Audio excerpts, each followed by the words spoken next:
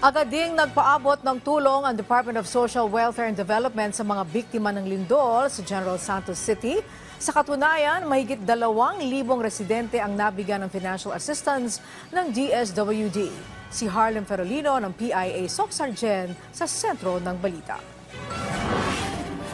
Matapos tumama ang magnitude 6.8 na lindol sa General Santos City noong nakaraang linggo, agad na namahagi ng tulong pinansyal ang Department of Social Welfare and Development o DSWD sa mga naapektuhang residente.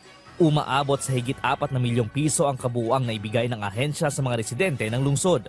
Mismong si Social Welfare Secretary Rex Gatchalian ang nag-abot ng tig 2,000 piso sa mahigit 2,000 residente ng Gensan na nagtipon-tipon sa Oval Covered Court. As always, ang instruction ng ating Pangulo is to take care of all the victims. Whether we work through the local government unit or direct. Ayon sa ulat ng DSWD, nasa 3,000 ang naitala nilang lubhang naapektuhan ng lindol. Karamihan sa mga ito, nagtatrabaho sa malalaking mall ng lungsod.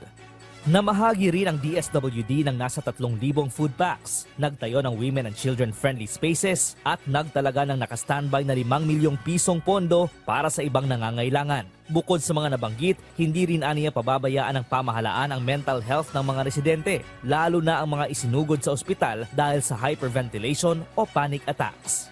Kahapon ay binisita ni Pangulong Ferdinand R. Marcos Jr. para kamustahin ang mga apektadong pamilya at magbigay ng tulong sa mga transport group at mga residenteng nasira ang bahay sa Gensan at Sarangani Province.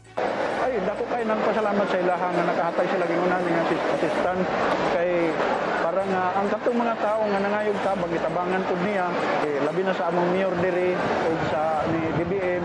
Bibigay po natin siyempre yung mga nasa evacuation center ay inuuna namin para tiyak na mayroong kakainin, may tubig, may water supply. Tiniyak ng Pangulo na handa ang pamahalaan at tulungan pa ang mga kababayang naapektuhan ng kalamidad sa Gensan at kalapit bayan ng Sarangani.